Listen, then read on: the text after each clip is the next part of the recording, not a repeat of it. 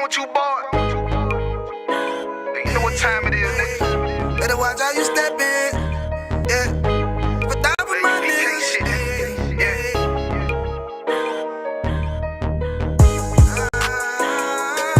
A minute, yo. Got my nigga Rewan with me. But that was my niggas, it'll be an honor. You know what I'm saying? Under commanding general, your honor.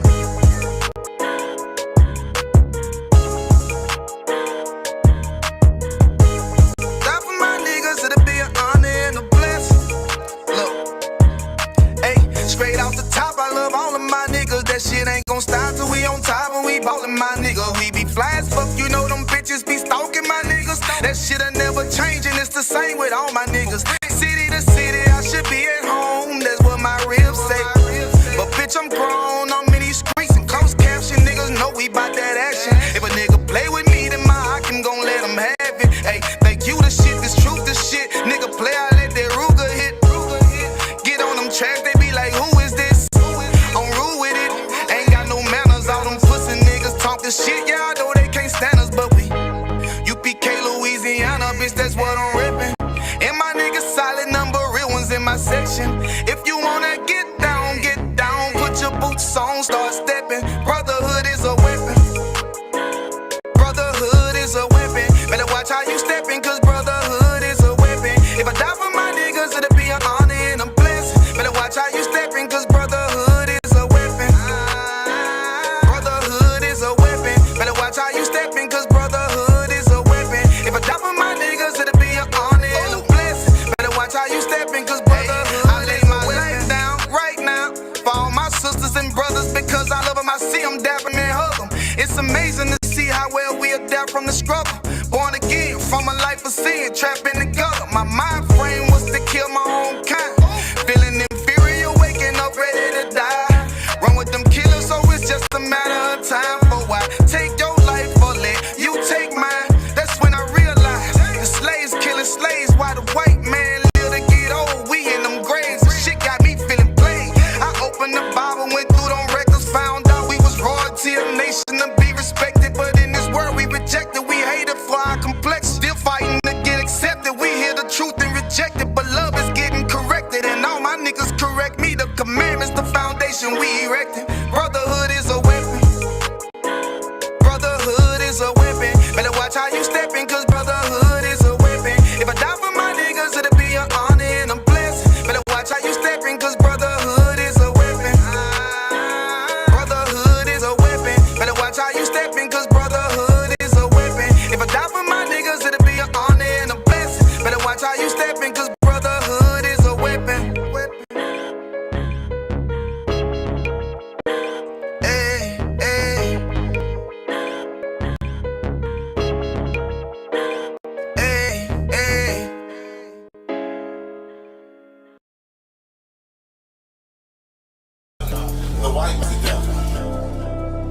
See, I've been in here for a little minute. You know what I'm saying? And I see niggas, they like to talk a lot. They like to claim leadership. They like to claim this and that. You know what I'm saying? They like to be above what they really is and have authority. And they don't really need that authority. They don't really know what to do with that leadership. You understand? You hold hands with this boy, your ass need to stop and ask you to give a damn what you talk about. Don't give a fuck what you believe, nigga. Gotta stand up and serve my God. We don't pray on our knees, nigga. Yeah. See, everybody ain't with all that peace talk. Everybody ain't with all that. Let bygone be. Boy, your ass need to stop and ask you to profit. It's about to get serious. When they hit us with dope and kill us with crack, where the fuck with your leaders? I'm curious. Oh, he cashed out on your blood, traded you in and bought a new biz. Ask you the profits, I tell you the scheme. If you wake up, you gon' die in your dreams. I tell you once, won't tell you no more. I swear these crackers try to kill us slow. Just spoke to a nigga and fed he up for parole because of the COVID. It feel like the host in this world that don't go together. Nowhere is golden in the ghetto. I'm in the city blazing with my niggas. Just told the devil the score never settled. Yeah, see the props. I'm tired of these niggas keep talking about, you know, you respect my religion, I respect your religion. Boy, your ass need to stop and ask you the prophets. You know, like we all come together.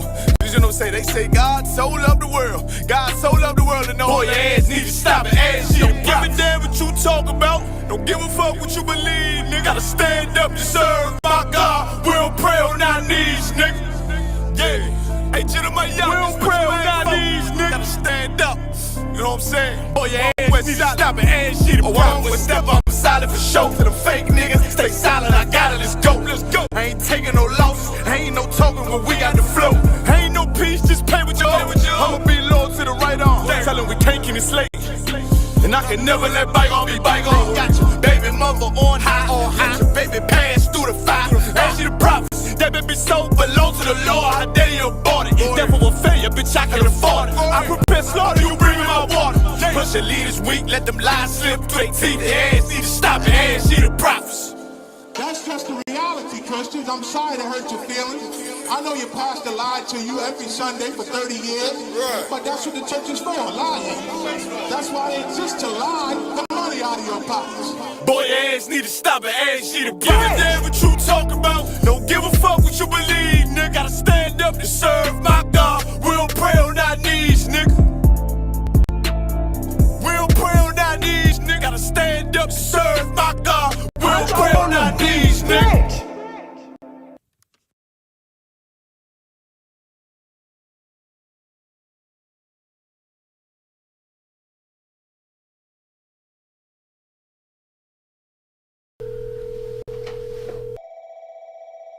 Passover collections. Everybody back, man. I got it. Hello? Hello? Hey, this is motherfucking Passover collections. We want the motherfucking money. How much we talking about? You ready to pass over fly? Quit all that chit chat. Tell them how much we want. Hold on. Hey, how much we want? We have 2 bills. We want $2. Wait a minute. Hold on. Hey, we doing all this over 8 funky quarters? Man, $200 out. Come on, use your head. Oh, we want $200. All crispy tens. This nigga. You want $200? Yeah, man, I want $200. Why am I repeating myself? Man, take me off the speakerphone, man. You making me nervous. Hey, Wait, hey, hold on. you got a block on that phone? Nah, why don't you block the phone for? Hang on. Hey, we gonna call you right back. Damn, man, they hung up. So what we gonna do? Man, we good, man. The generals cover brothers every year. I ain't tripping on that. You think they got my number on there? I don't know. Just call him back block though. That's all. Alright.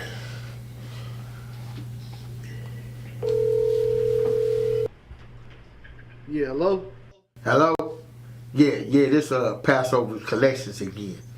Me and Captain Gador gonna need that money by the night. Hey, you said my name. Wait, hold on. Shalakia, I ain't say your name. I ain't Destiny's Child. Hey, man. Sorry about that. Anyways, me and Cap need that money by the night. Listen. And if you ain't got that money by the night, it ain't gonna be no North Carolina, and it ain't gonna be no Passover. Shalom. Hey, Shalom, Israel, man. You know what it is, man. Listen, the Lord's 55th annual Passover. Durham, North Carolina, man. $200 per person, man. You understand? Get your bread in right now. Not now, not yesterday, but right now. You hear me? Shalom.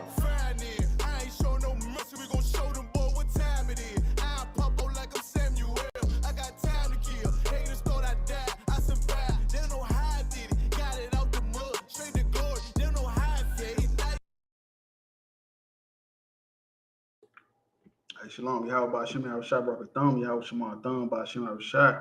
Priest and Officer, I'm a Wanga Tuesday, Brotherhood class. You feel me? Ashby K under Commander and Hannah. You feel me? What we do teach Blacks, Hispanics, Native Indians the truth about the Bible. You feel me? They true culture. You know, right now you about to go into Thanksgiving, you know, celebrating the so-called white man's culture. You feel me? The murderous holiday. That's why I always like to say Halloween is not even the evilest holiday. You feel me? It's not. It just looked like it because of the costumes. You feel me? And stuff like that. But the evilest holidays be the ones that look real sweet. You feel me? Like this Thanksgiving dinner you about to have on Thursday, man. Real talk. So yeah, we finna get into an article right quick because it's funny that what they call it, Friendsgiving. I think that's the new term. A lot of woke people use the overstanders. Salakia, the overstanders. Come on, you know the class is about to start now. Salakia. Hell no. The overstanders, you feel me? They believe it's Friendsgiving. They don't say Thanksgiving no more. They say it's just Friendsgiving. We just coming together for food. What y'all doing on this day? What y'all doing?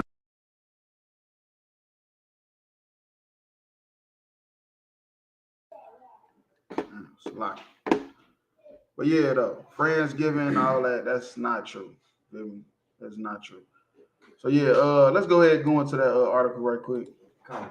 So the dark truth behind the origin of Thanksgiving. Mm-hmm. The real story isn't what you learn in school.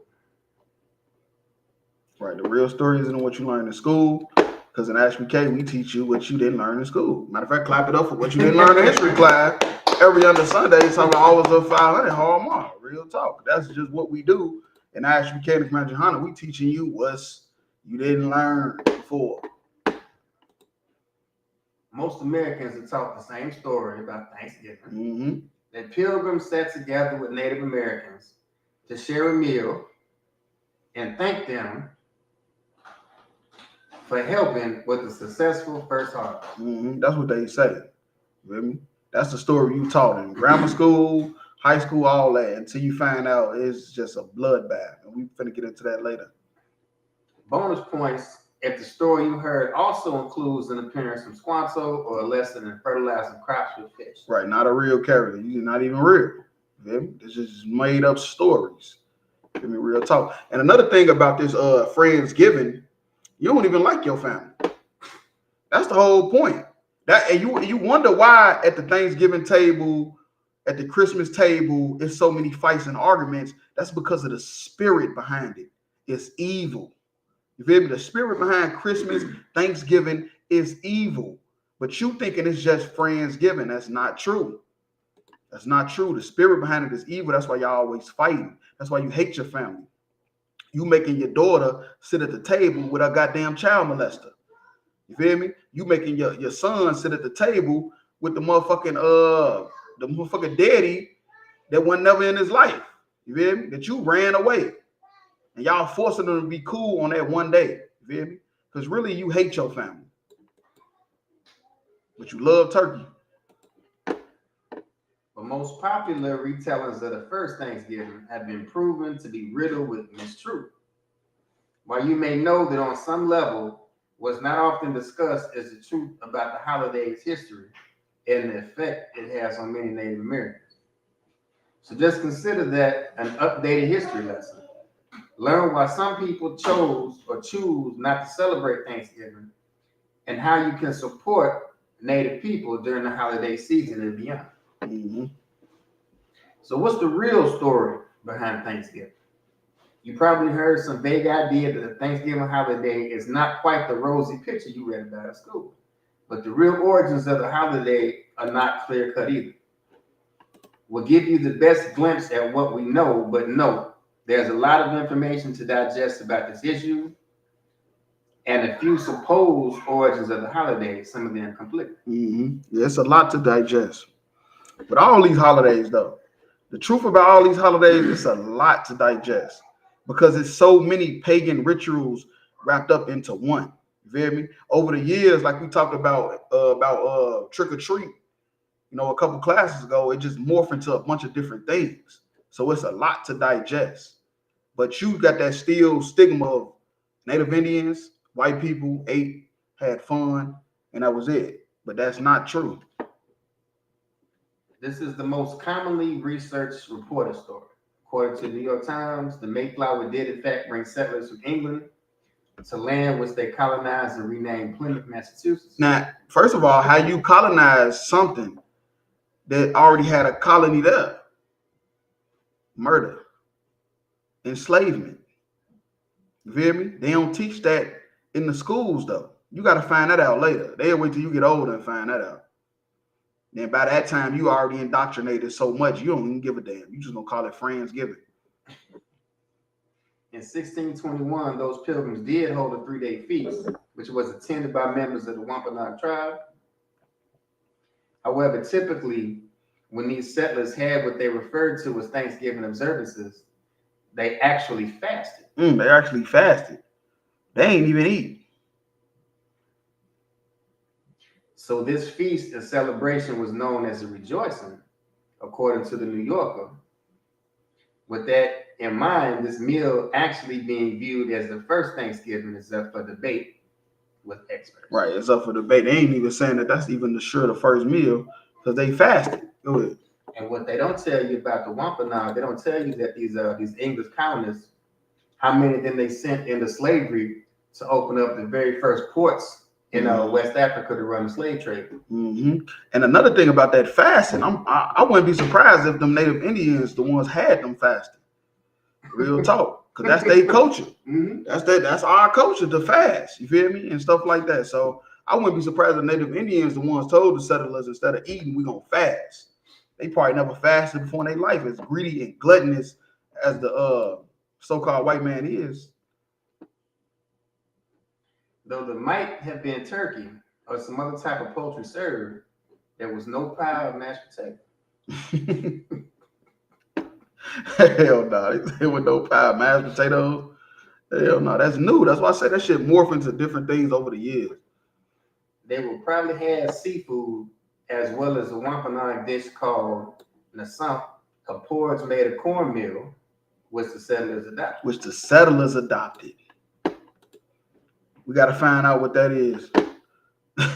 We got to find out what that is because they just said they just got it from the Native Indians. You go ahead. So like you said, it said a porridge made from cornmeal. It sounds like dressing. Sound like dressing. Mm-hmm. Dressing. And then that's probably where the turkey dressing come from, with the turkey. They got that from the Indians. As the Smithsonian points out, discussions of this event are often centered around the settlers, but Native Americans have been on the land centuries before. And the story from their perspective obviously far predates this feast.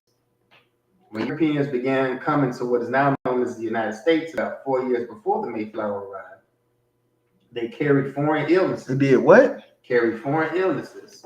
That's why I said, man, these people is a plague. Our oppressors, they are a plague. They walk around like humanitarians.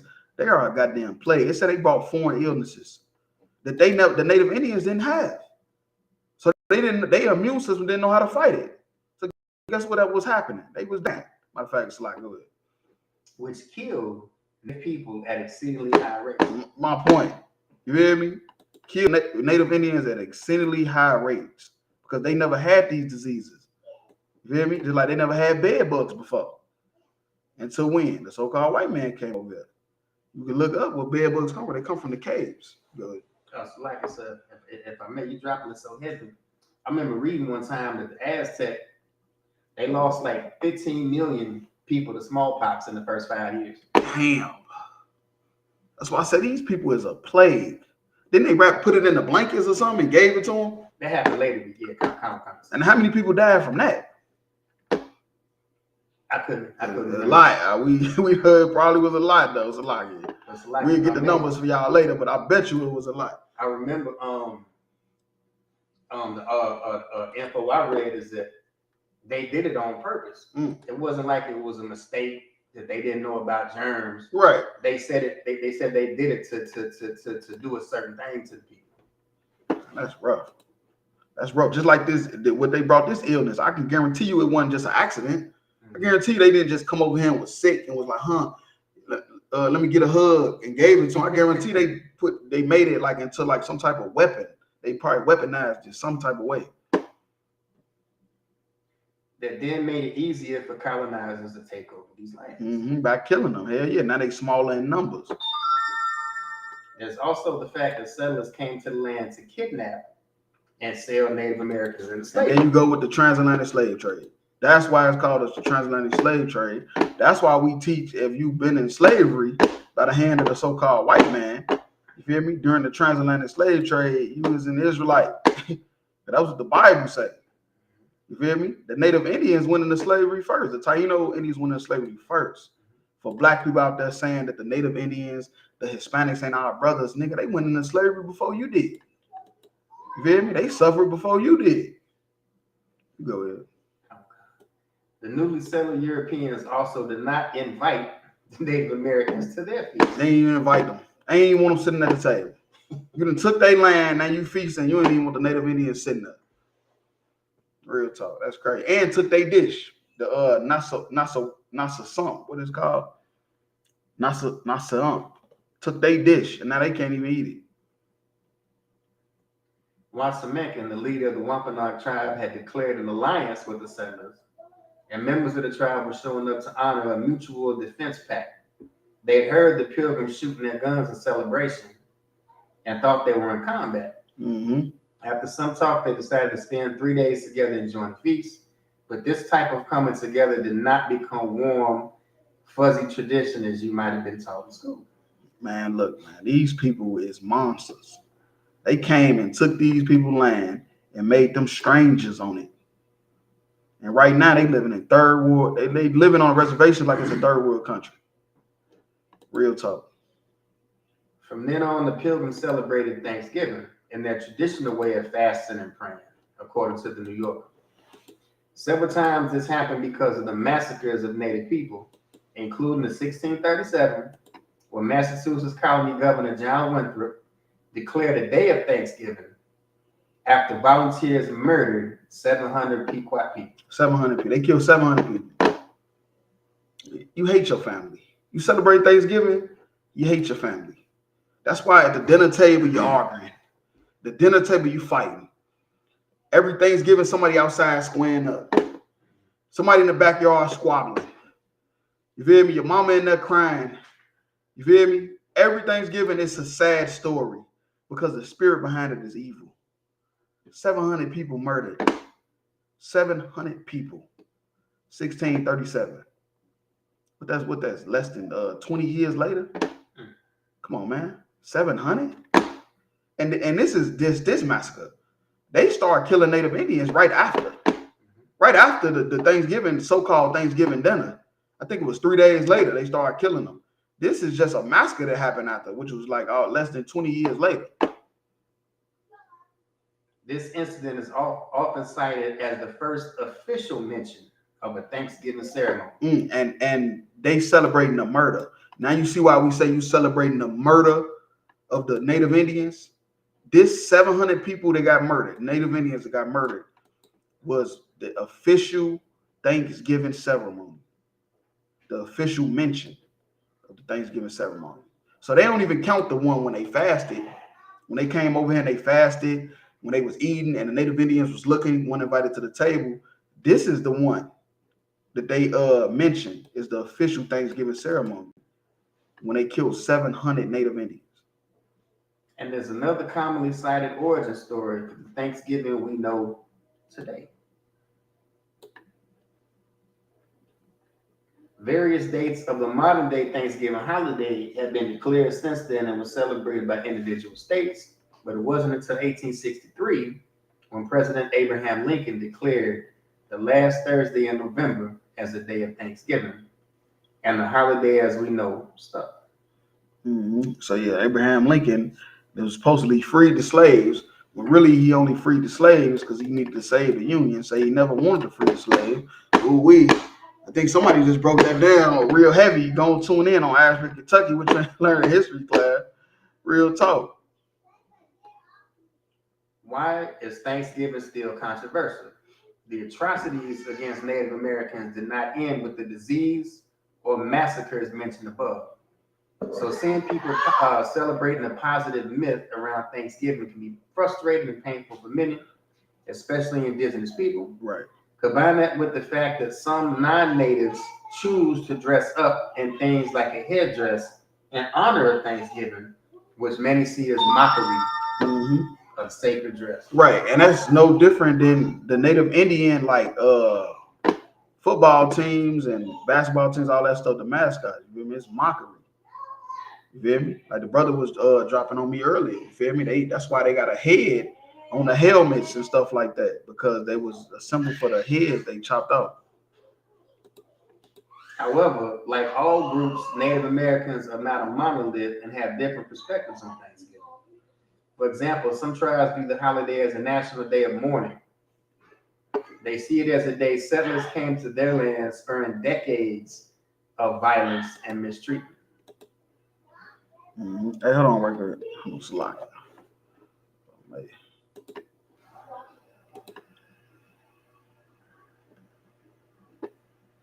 We'll drop that. We're gonna go into the scriptures. I'm gonna play a song right quick.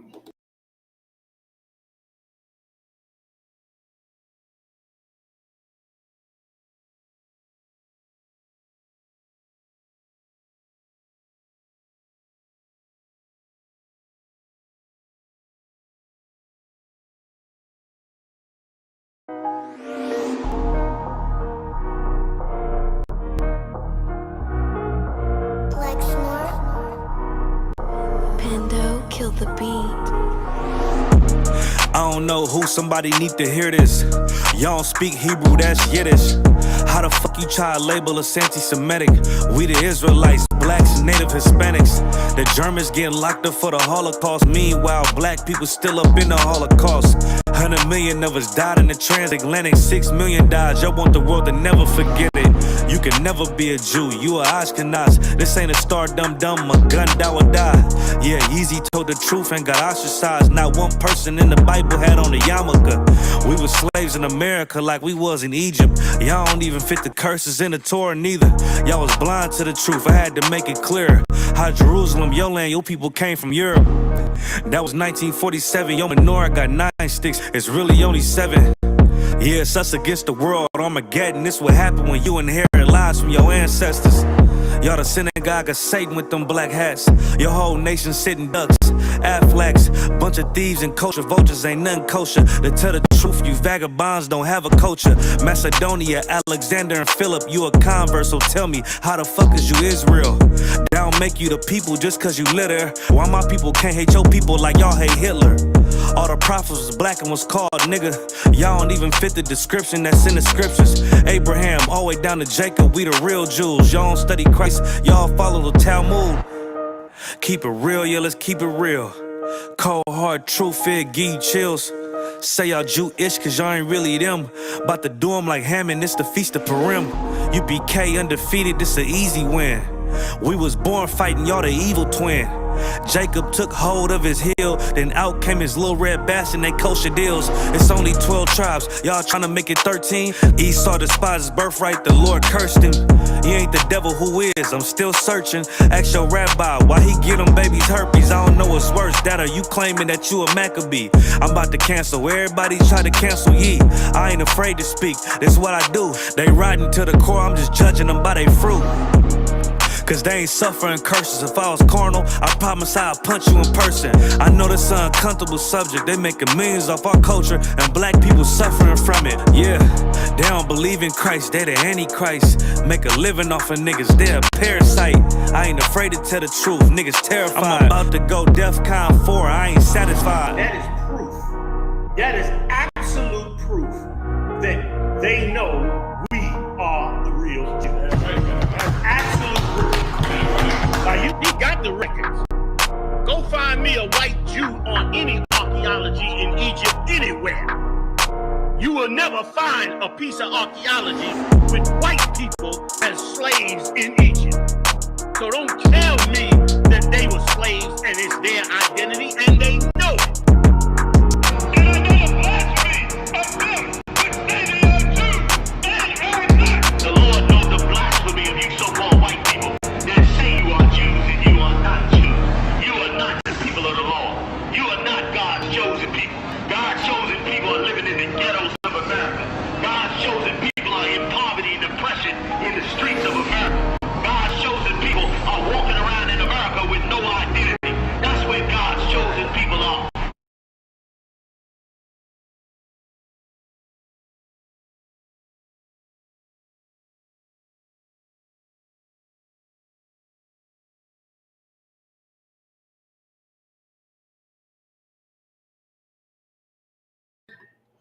Hey, Shalom. Yeah, we back with a brief intermission. But now, yeah, we finna get into the scriptures. And now we finna break down, we're gonna break down Ruth. Because a lot of people keep saying Ruth is not an Israelite. For some reason, I don't even know what the hell that's about. I don't know what that's about. People saying Ruth not an Israelite. Why would a heathen have a whole book that was saved in the Dead Sea Scrolls and throughout time and time, and it's a heathen? That don't even make sense. Like I said, if I may, it comes from the Moors, sir. The Moors are saying that Ruth was a Moor. And the Moors said that. That is a goddamn shame. Because what I realized, people that say Ruth was a Moabite, which is the so-called Chinese, you basically just don't like your people. You either don't like your people or you have sex with heathen women, and that's your excuse to do it. You feel me? Because Boaz had Ruth. And she was like propped up like she was somebody and this and that. But that's not true. You feel me? The story of Ruth, we're going to break it down real quick. You feel me? Let you know what it's really about. The whole point of the story of Ruth. It ain't got nothing to do with her being a Moabite. which is a Chinese. It's the spirit behind why you don't like Ruth is the same spirit behind Thanksgiving. You hate your family. You just hate your family. That's why you at the Thanksgiving fighting and always talking stuff, getting drunk and high, fighting and talking about everybody. You going there to start problems. You feel me? Because that's really just Israelite culture. That's just our culture. And you know we're gonna bring it out in the scripture. That's just what we do. We are rebellious people. You feel me? We're rebellious people that hate our family. And the Lord is putting an end to that. So if I could, let's go to Ruth 1 and 5. 1 and 5 through 7. The book of Ruth, chapter 5, chapter 1, verse 5. And Malham and Chilion died also, both of them. Right now, okay, now those two brothers is from the tribe of Judah. Those are Naomi's sons. It was really the book should have been called Naomi, but Ruth was famous for what she did. You feel me? She basically, long story short, the book of Ruth is about the law of a brother. That's what people don't understand. The book of Ruth is about the law of a brother. And we're going to break that down later. We're going to bring out the law of a brother, all that. But that's the whole point of the story of Ruth. Preserving Israelite seed. That's why Leah and Rachel was so famous. Sarah was famous for preserving the seed of Israel because they love their family, which you do not. That's the whole point. And that's why I said we're going to break it down. But Naomi, we're going to break down the main points, though. We ain't going to do the whole, do that on your own time. But Naomi, 2 sons died. You feel me? Her husband, was from the tribe of Judah. And she wanted to preserve her son's seed, which is really her husband's seed. You feel me? You go ahead. And the woman was left of her 2 sons and her husband. Right. So her husband died. He can't have no more kids. Her sons died. They can have no more kids. She want to preserve their seed. Because she know, like we all know, that's in the truth. Because they was in the truth. Reincarnation is real. Regeneration is real. But it comes through the children. The sons. You the seed of your father. You go ahead. Verse 6, then she arose with her daughters-in-law. Right, now these they wives. Wives is left. You feel me? You go ahead. That she might return from the country of Moab. Mm-hmm. For she had heard in the country of Moab how that the Lord had visited his people and given them bread. Mm-hmm. The Lord had visited his people. His people. You feel me? Had heard in the country of Moab how the Lord had visited his people. That's possessive. You feel me? Blacks, Hispanics, and Native Indians, we are everywhere. You feel me? We are all over this planet. Real talk. You go ahead. Verse 7. Before she went forth out of the place where she was, and her 2 daughters-in-law with her. Right. And they went on the way to return to the land of Judah. Right. So they was living in the land of Moab. You feel me? And they left there to go back to the land of Judah. You feel me? Just like we living in America. You feel me? We living in Spain. We living in Russia. Shit, we living in Italy. We living in China. We living in Japan. We all over. You feel me? But guess what you know when you wake up in the morning and look in the mirror? You know you're a black man. You know you're a Hispanic man, a Native Indian man. You just live in a heathen's land, just like we live in a heathen's land right now. I don't understand. This is why I don't understand it. Because we living in America right now. We not from America.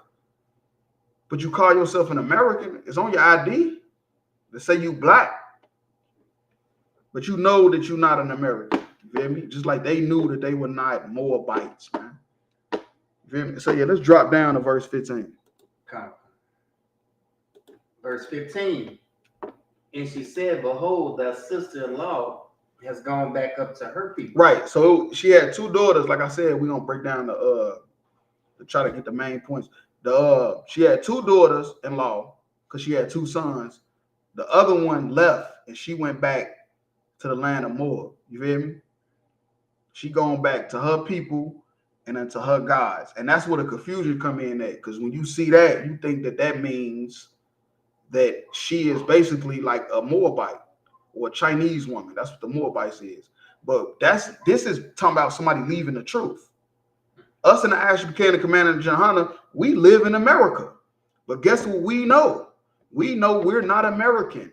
We're Israelites. But guess what happens? We bring people in the truth that like, yeah, I'm an Israelite. Yeah, I believe in Yahweh. I believe in Yahweh Shai. And then after years and time go on, they run back to their people and they gods. You feel me? That's what they do. They run back to the hood and now they back Christians. They run back to their mama and daddy and now they back Muslims. You feel me? This is an equivalent of somebody leaving the truth. But black people been under white people so long, we done become literal like them. We done become so literal that you see this and think, yeah, she was more about look and say her people and her gods. But you ain't never thought about how somebody left out of the ISBK and now what they doing? Back serving they gods. You feel me? They back with they people, living in the room, renting a room, going live when they it's a lie. It's a lie. Renting a room, ain't got no teeth. It's a lie. That's a whole nother topic. Hell no. Return that after the sister-in-law. So Naomi is telling Ruth, basically, go back with her. You feel me? Your sister-in-law, she gone. Go back with her. You feel me? Because Naomi was trying to go find a brother from the tribe of Judah to preserve her husband's seed. Because that's what the book of Ruth about. It's about the law of a brother. You know what the law of a brother is? Well, we're going to break it down, but I'll just give you a synopsis. Is basically if you die without having any children, your brother has to marry your wife to keep your seed going because you're the seed of your father. You go into 16. Come, verse 16. And Ruth said, entreat me not to leave thee or to return from following after thee. Right. So she said she don't want to leave. Like, don't make me go back with them. I don't want to go back with them. You feel me? Because now Ruth is in the truth. She married Naomi's son. Naomi's son was in the truth. So now Ruth is in the truth. Even though her husband is dead, she ain't trying to go back into the world. You feel me? Because that's the only way a woman can marry another man if her husband died. You feel me? And she not trying to go back into the world. She don't want to go back and be around them brothers and stuff that's not in the truth, that's in the world. She ain't trying to do that. For whither thou goest, I will go. Right. So she telling Naomi, I'm going wherever you go. You feel me? I done found the truth. I'm going wherever you go. I done found my culture, my heritage. I'm going wherever you go. Because you the reason why I found it, because of your son.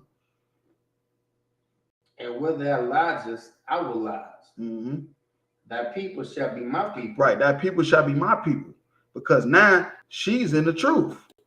So she's telling Naomi, your people shall be my people. Just like in ISBK. Us in ISBK, we never knew each other before. Never ever. But now your people shall be my people. You bring somebody in the truth, that's what they're going to say. Your brothers and sisters in the school is my brothers and sisters. Go ahead. Oh, yeah, go ahead. Oh, so like I said, so if I may, basically, what you're saying is verse 16 proves that she couldn't be a Moabite. Nah, she couldn't. That's what I'm saying. She couldn't be a Moabite.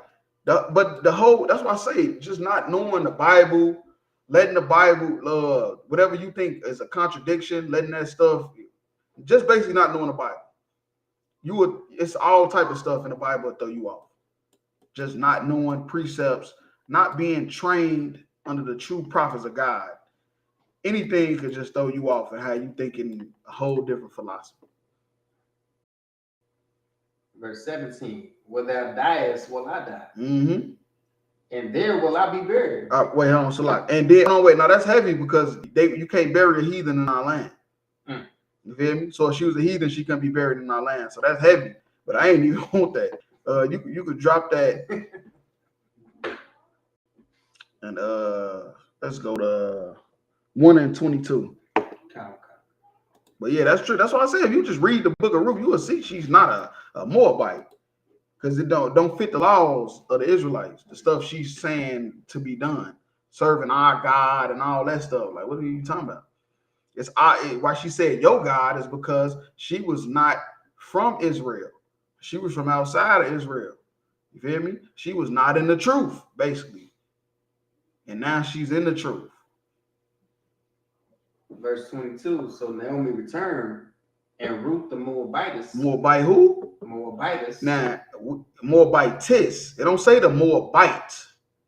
It say the Moabitess because she was like a Moabite because of what she lived, because of what she ate, the way she dressed. That's why they call her Moabitess instead of just Moabite, because she wasn't one of the daughters of Moab. She just lived where they lived. Good. So like I said, so she was like Bruce Leroy in The Last Dragon. Bruce Leroy in The Last Dragon. You feel me? Right. Real talk. She was not a Moabite. She was just like the Moabites. Her daughter-in-law with her, which returned out of the country of Moab. And then they came to Bethlehem in the beginning of the barley harvest. Right. They came to Bethlehem, you feel me? Which is in Israel. So yeah, you drop that. Let's go to Ruth 2:1. Okay. The book of Ruth, chapter 2, verse 1. And Naomi had a kinsman of her husband's, a mighty man of wealth of the family of Elimelech, and his name was Boaz. What we at? 2 and it's like 2 and 1. You go ahead and start from the top. It's like my bad. Come. Book of Ruth, chapter 2, verse 1. And Naomi had a kinsman of her husband, a mighty man of wealth. Now, Naomi had a kinsman. You hear me? Like black people say kinfolk, which is somebody that's part of your family, which is a black, Hispanic, and Native Indian. A mighty man of wealth. Mighty man of wealth. So he had it going on. Of the family of Elimelech, and his name was Boaz. His name was who? His name was Boaz. Right. So a lot of people, could say that this book could have been called Boaz. It could have been called Naomi, but it was called Ruth because Ruth made the sacrifice. Ruth gave up the God of the Moabites. Ruth left the land of the Moabites to come back to her culture. You feel me? To keep the law of her brother, because her husband, you feel me, was from the tribe of Judah. So instead of marrying a heathen or a nigga that's not in the truth, she wanted to go find a nigga that was in the truth. You feel me? Because she loved her family, unlike you do at that Thanksgiving table. Verse 2. And Ruth the Moabitess said unto Naomi, let me now go into the field and glean ears of corn after him, and whose sight I shall find grace. Right. So Ruth knew she looked good. So she knew that if she go gather corn, that's what glean means. She knew if she go gather corn in his sight, that he'll notice her. And he'll know, like, oh, she look good. Who was that right there? I ain't never seen her before. Real talk. But the fake Israelites say that he would notice her because she was not an Israelite. It's basically saying that only heathens is pretty. That's why I be trying to tell you, man. You learning the Bible from anybody outside HBK, you going down a dark rabbit hole. You feel me? She was just pretty. So that's how she knew that he had noticed her, not because she looked like a different nation. They would have noticed her from the gate. At the gate, they would have noticed her. She wouldn't have to go gather corn to get his attention. They would have knew about her from the jump. Go ahead. And said unto her, go, my daughter. Right, and Naomi said, go ahead. Shit, go ahead. That's our whole purpose, is to keep the law of a brother. We trying to get you a husband from one of my husband's brothers, you feel me? Kinsmen. You feel me? Which is the tribe of Judah. Verse 3. No, you could drop down to verse 8. Okay. Verse 8. Then Boaz said unto Ruth, hearest thou not my daughter?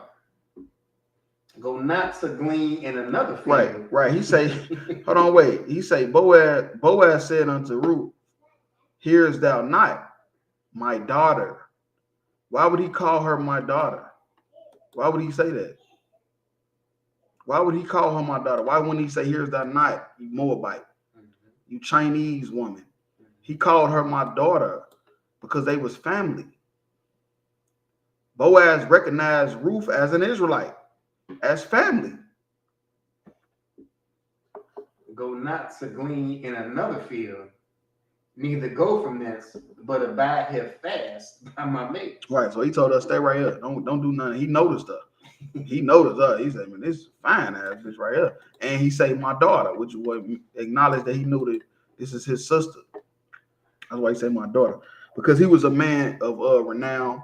You feel me? He was a mighty man. He wasn't just like a little peasant or nothing. He had money. He's talking about it. He said he had money. So yeah, let's drop that. Let's go to drop down to verse 11 and 12. Okay. Verse 11. And Boaz answered and said unto her, it hath fully been shown me all that thou hast done unto thy mother-in-law since the death of thy husband. Right. So basically say he know about everything she done. You feel me? How she kept her company. You feel me? Made sure she wasn't alone, all that. Because her both her sons died. And her husband. And how thou hast left thy father and thy mother and the land of thy nativity. Right, the land of thy nativity, the land where you was born at. You was born there. And you left. You feel me? You left because you trusted Naomi. You feel me? You was married to her son. And you wanted to keep the law because you didn't have his baby. And the law says if you don't have his baby, that you have to marry his brother. That's what I'm saying. That's the whole point of the book of Ruth. She was keeping the law of her brother. And art come unto a people which thou knewest not Right. heretofore. Didn't know nothing about him. You feel me? She ain't lived in Israel ever. You feel me? She never lived in Israel. But she coming to basically keep the law of her brother, which she didn't even fully believe. You feel me? Because she was never living in Israel. Verse 12. The Lord recompense thy work, Mm-hmm. and a full reward be given thee. Right. He said he'll compensate you for that work. That what you did, the Lord will compensate you for that. Because you were Israelite. You were Israelite. So he'll compensate you for that. The Lord God of Israel, under whose wings thou art come to trust. Right. You come to trust. You feel me? You coming, following Naomi, you basically trusting in the Lord. And everything she told you about what's going to happen in Bethlehem, what the tribe of Judah is about. You feel me? Which is where you really come from. You feel me? So yeah, let's drop that. Let's go to Ruth 3 and 11. Come. The book of Ruth, chapter 3, verse 11. And now, my daughter, fear not. Right, he keep calling her his daughter. Now he about to marry her. I don't know if you know it or not. He about to rib her up. But he keep calling her his daughter because they from the same tribe, the tribe of Judah. That's his family. Ruth was Boaz's family. That's why he keep calling her his daughter. Why would he call that to a Moabite? Don't even make sense. I will do to thee all that thou requirest. Mm-hmm. For all the city of my people doth know that thou art a virtuous woman. Thou art a virtuous woman. Ruth was a woman that had many skills. She was not a slack or a sloth. You feel me? And everybody knew it. You feel me? She was coming to keep a law of her brother, and she made sure everybody knew. She came and put in work. She paid her tithes. She supported the truth. You feel me? She paid her tithes. She supported the truth. She helped with the camp fund. All that. You hear me? She did everything. She cooked for the brothers. I'm just talking about modern day, but I'm just saying that's what was going on. Verse 12. And now it is true that I am thy near kinsman. That I am thy who? I am thy near kinsman. If Ruth is a Moabite, why is Boaz saying you are my near kinsman? You feel me? Which means we are the same family in flesh. That's what kinsman means. Howbeit there is a kinsman nearer than I. Right. Howbeit that there is a kinsman nearer than I. Ruth was from the tribe of Judah. That's why she married Naomi's son. You feel me?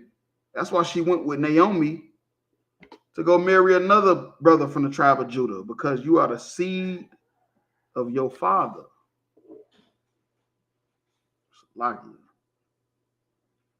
Verse 13. Now we could drop that. Let's go to Ruth 4 and 10. Yeah, Ruth is a short book. You can read that on your own time, but we just break it down some key points to just show you that Ruth was not a Moabite, and you just hate your family, just like you hate your family at the Thanksgiving dinner. Real talk. The book of Ruth, chapter 4, verse 10. Moreover, Ruth the Moabitess, the wife of Mahlon, have I purchased to be my wife, to raise up the name of the dead upon his inheritance. Right. He purchased her to be his wife. Now, a lot of people will say, see, you only supposed to purchase a heathen woman because of what is a concubine?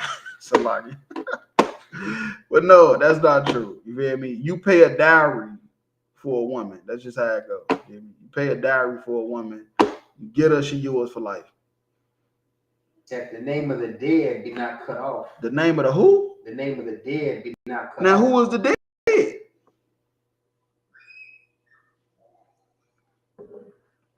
That's why I say she was trying to keep the law of her brother. She's trying to raise up the dead. That's what Ruth's trying to do. Her husband died. His father, Naomi's husband, died. And Ruth is just trying to be honorable and follow the law of her brother too. So her husband and her husband's father can come back through the lineage. You feel me? She's trying to keep the law of her brother. That's the whole point of the book of Ruth. She went to extreme measures to keep the law of the brother because she was in the truth. Go ahead. And from the gate of his place, ye are witnesses this day. You go ahead. Verse 11. And all the people that were in the gate, and the elders said, we are witnesses. The Lord make the woman that is coming to thine house like Rachel. Like who? Like Rachel. Rachel? Now who was that? One of the mothers of Israel. One of Jacob's wives. The reason why blacks, Hispanics, and Native Indians are here right now. And like Leah. And who was Leah? Her sister. Who was one of the reasons why blacks, Hispanics, and Native Indians are here right now. You feel me? Because they brought forth the children of Israel through their matrix. And the Lord compared Ruth unto them. Why would he do that if they were heathens? Why wouldn't he just compare them to damn Joseph? Joseph's wife was an Egyptian. He had two sons by her, Manasseh and Ephraim. Why wouldn't he just compare her to that? Why would he compare her to other Hebrews? Because Ruth was a Hebrew Israelite. That's why. Which two did build the house of Israel. And two did build the house of Israel. Through their matrix. Through having sex with an Israelite man. They gave birth to Israelite children. And do thou worthily in Ephratah, and be famous in Bethlehem. And she famous. And she famous for what she did. Because she made sure she came to keep the law of her brother. To bring back the seed. Because you born back through your children. If you don't have any children, if your brothers don't have any children, you ain't probably coming back. Your spirit is going to just be floating around somewhere forever. So yeah, let's drop that. Let's go to 15 through 17. Verse 15.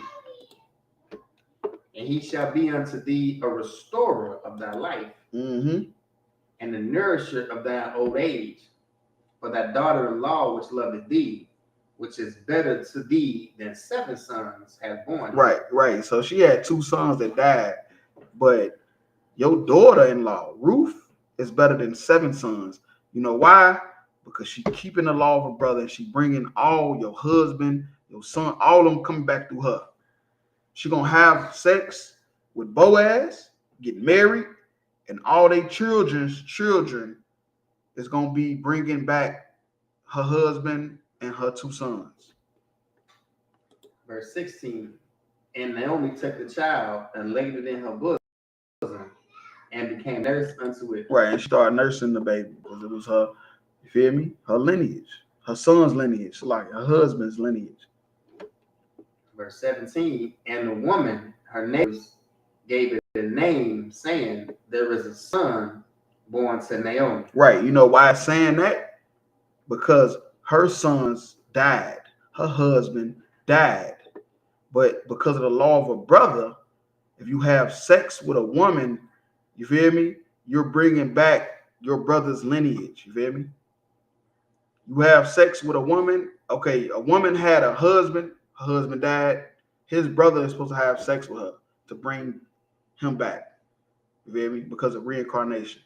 And that's why this is so heavy, because Ruth left her land to make this happen. And that's why it's saying Naomi is born to a son, because these is her sons through the seed of your father. And they call his name Obed. Right, and the son name was Obed. He is the father of Jesse. The father of Jesse. So he had a son too. Once he got older, he had a son. The father of David. The father of who? The father of David. The father of David. Her great grandson, you feel me, is King David. The reason why we wear the Magun Dawada, Christ's forefather, the king of the earth. That's why the law of a brother is so important. You sitting there thinking you don't know why the hell this book is even in the Bible. For years, people don't even know. For years, people don't even know, like, what's the point of Ruth? I don't know. I read it. Is this or that? And they threw away with it. Matter of fact, the book of Ruth is so unpopular that they just say she a Moabite. They say she a heathen. They say she's not even an Israelite.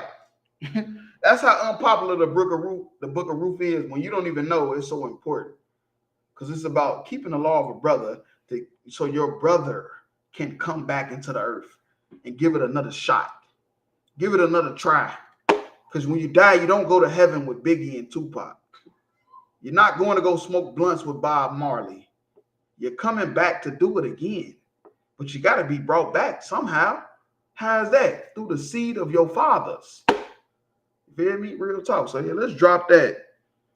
And let's go to Genesis 38:7.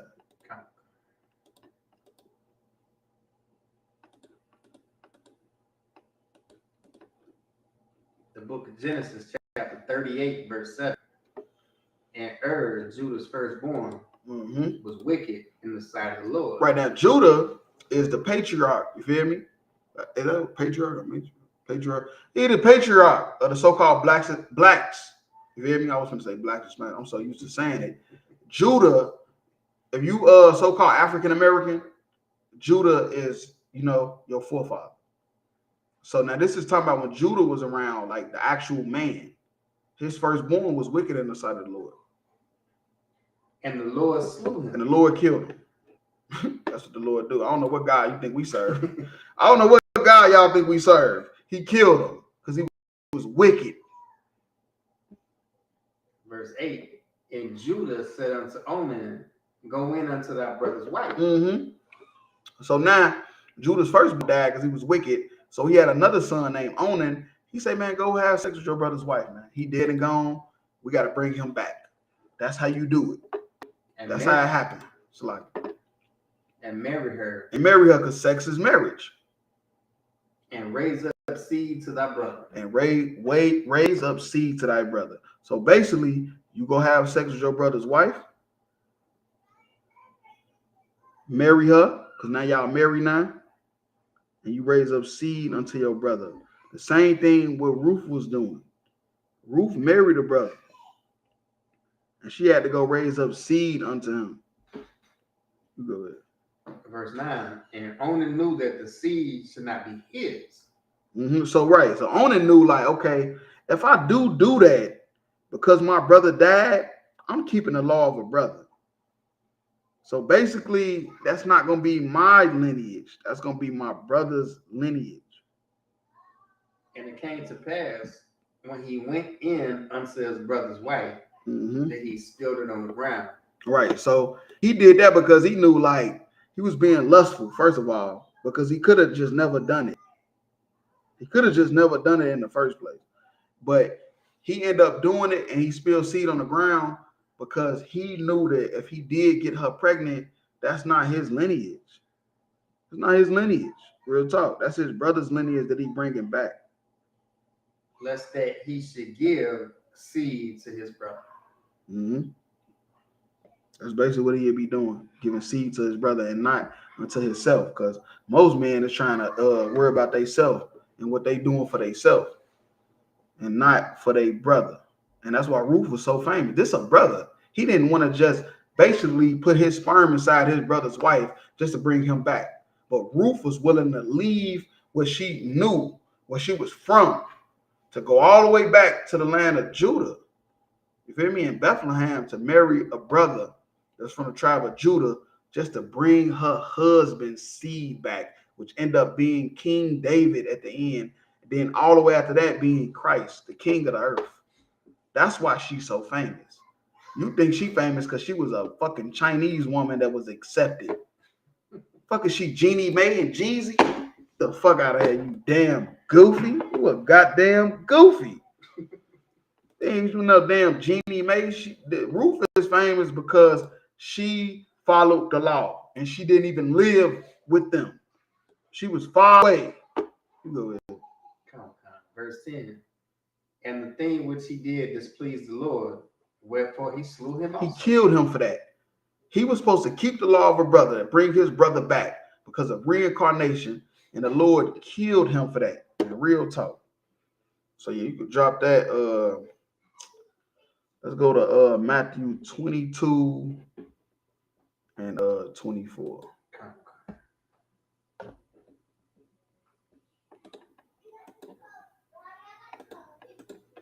The book of Matthew, chapter 22, verse 24, saying, Master, Moses said, if a man die having no children, his brother shall marry his wife and raise up seed unto his brother. Right. So they reiterating it back in the New Testament about the law of a brother.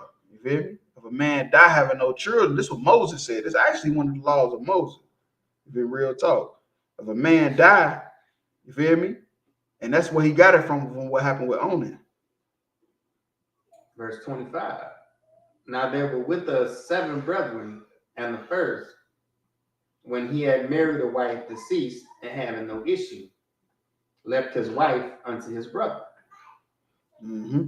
So yeah, the issue is talking about something coming out of you, and this at this point it's talking about sperm. It could be talking about blood, but it's talking about sperm when it's talking about left no issue. Verse 26. Likewise the second also, and the third unto the 7th. Right, the third unto the 7th, which means all 7 of these brothers had sex with this woman trying to keep the law of a brother, and they all died. You feel me? That's how important the law of a brother is, to bring your brother back. All 7 of these women, of these men had sex with this woman to try to bring their brother back, and they all end up dying. You feel me? Verse 27, and the last of all, the woman died also. And the woman died also. You feel me? And the woman died also. So not only did all of them die, the woman died too. You feel me? Verse 28, therefore in the resurrection, whose wife shall she be of the 7? So now they asking like basically, so whose wife is this? So they trying to trip Christ up using the law of a brother. Whose wife is these 7 men that had sex with this woman in the reincarnation when they all come back? For they all had her. Verse 29, Yahweh shall answer and said unto them, ye do error, not knowing the scripture. Right, you do error. Like all the Pharisees, all the Christians, everybody outside the ISUPK, you all err not knowing the scriptures. Everybody else. You feel me? You set up you a camera, you feel me? And thinking you, it's a lie. You just because you set up a camera and can go live do not mean you know the scriptures. You err not knowing the scripture. Just because you can hit live on your phone do not mean you know the Bible. You don't know shit. And that's what Christ is telling them. You don't know nothing. nor the power of God. Nor the power of God. You don't even know where God going with this. You don't even know. Verse 30. For in the resurrection, they neither marry nor are given in marriage. Right. You and when you come back into the earth, you is a newborn baby. You feel me? You a whole new person. You able to start all over. You feel me? You ain't worried about marrying or giving in a marriage. What are you talking about? But as the angels of God in heaven. Right. You like the angels, as the angels. You hear me? You're not an angel. This is proof that when you die, you ain't going to go smoke blunts with Tupac and Biggie. Because it say in the resurrection, you are as the angels. You're not an angel. You are as an angel, which means you are like an angel, which means you're going to basically follow orders. You're going where the Lord tells you to go. So in the resurrection, you're going back into the family the Lord tells you to go back into. You feel me? That's basically what it's talking about. You're going to basically do what the Lord say to do, and now you're flesh, so now you're able to sin, and you'll be put to death for it, and that's on you. But in resurrection, you as an angel, which means you going to where the Lord tell you to go. So yeah. Now we could drop that. Let's go to 2 Kings 22 and 10.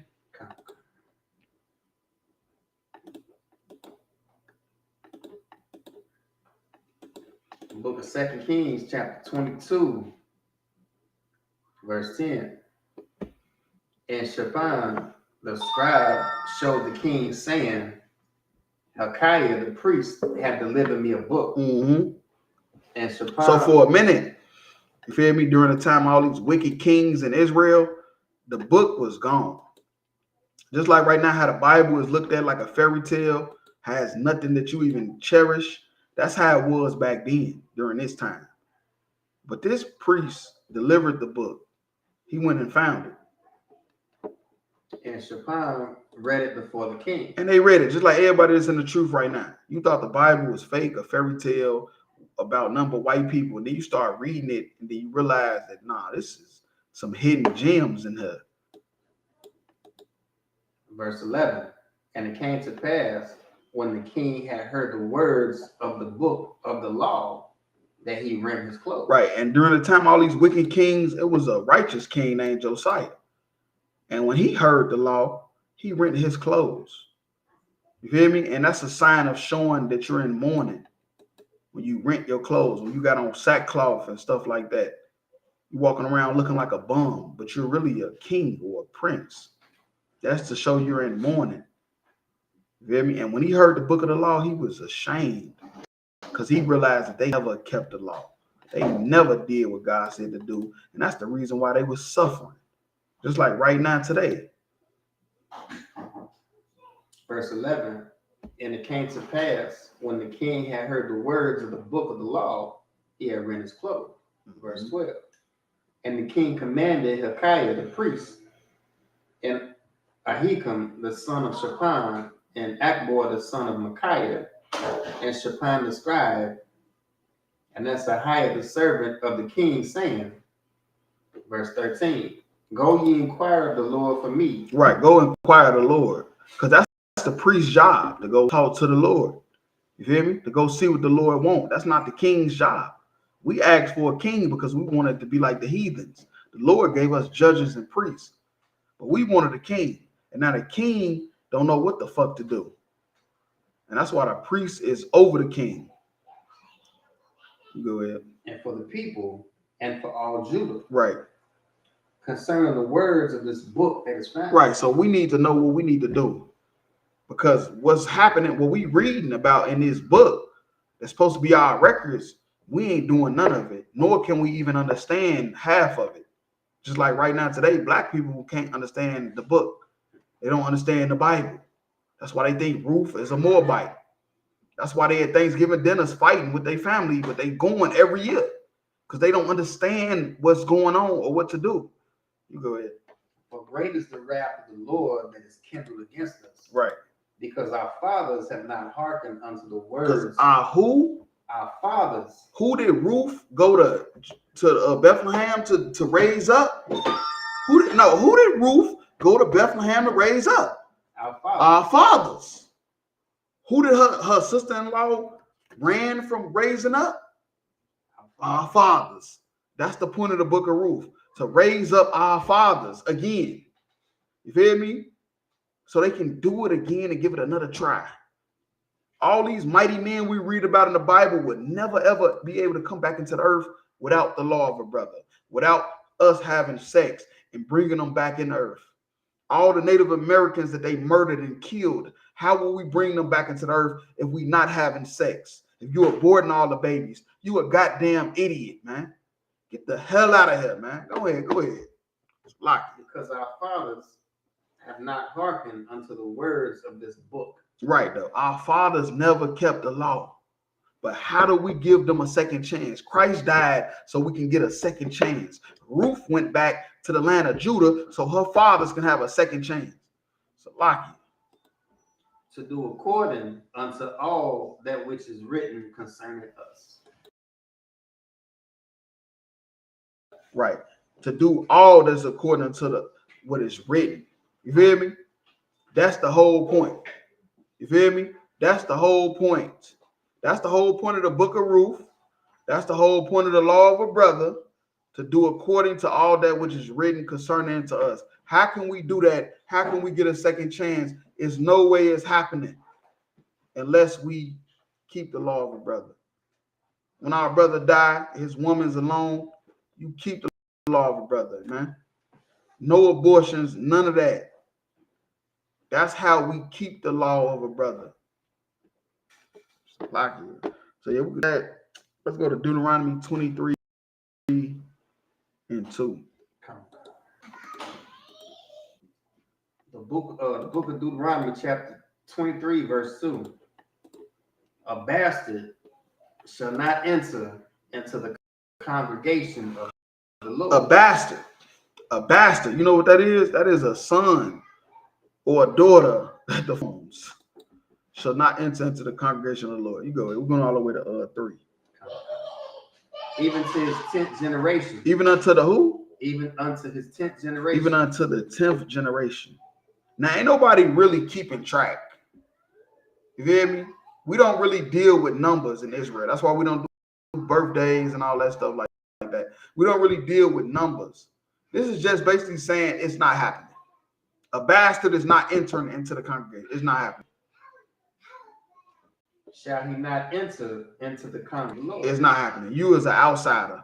If you a bastard, you an outsider. Go ahead. Verse 3. An Ammonite or Moabite. An Ammonite or Moabite. Now, those are the two sons of Lot that became two nations. Ammonite today is Japan. Moabite is Chinese. You hear me? Those are the Japanese and Chinese today. The same people that they said Ruth was. They say Ruth is a Moabite. Go ahead. Shall not enter into the congregation of the Lord. The Bible say Moab and Ammon cannot enter into the congregation of the Lord. So are you telling me that the Lord is that goddamn... Let me calm down a little bit. Because anybody that say Ruth was a Moabite, you just hate your family. You just hate your family. You telling me the Lord is not strategic. The Lord don't know what he's doing. The Lord sent somebody that he said can't enter into the congregation to bring forth King David and Christ and Solomon? No, that's not true. That's not true. And I'm going to stand on this until the judgment day. You feel me? I'm going to stand on this until judgment day, until Christ come out the sky. You feel? I'm standing on this because there's no way that in Deuteronomy, the Bible say Ammon and Moab cannot enter the congregation, but somehow Ruth was let in. She was swiftly let on in. No, she was living in the land of the Moabites. That's all it is. It's just that simple. The Bible is so simple. A caveman can do it. It's a lie. It's a lie. No, I'm just joking. But no, for real though, Ruth was not a Moabite. She just lived around them. But now you go ahead. Even to their 10th generation. There you go again, saying that. It's not really counting numbers. It's just saying it's not happening. I mean, it's not happening. They cannot never enter. Go ahead. Shall they not enter in the congregation of the Lord? And there go the proof. They should not enter into the congregation of the Lord forever. It's not saying after 10 generations they can. It's saying that's just being like hypothetical, you know, just how we are.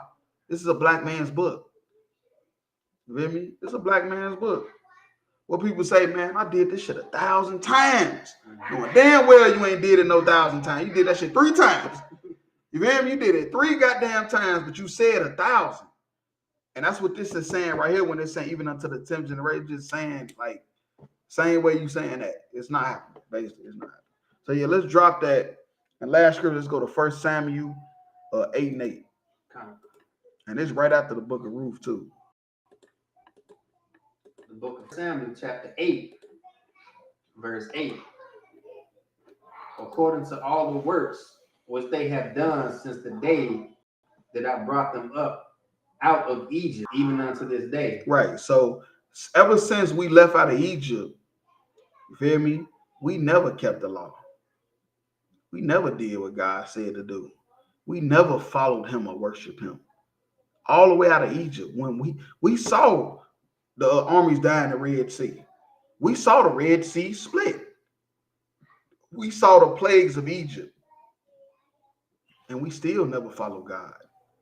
So how do you not understand that Ruth was an Israelite that just lived in the land of the Moabites? How is that not that simple? Unless you just don't know the Bible. Or you like heathen women, and that's your excuse. Go ahead. Wherewith they have forsaken Right, me. they forgot me. They ain't dealt with me. This is what the Most High is saying. That we never dealt with him. Even after what he did in Egypt.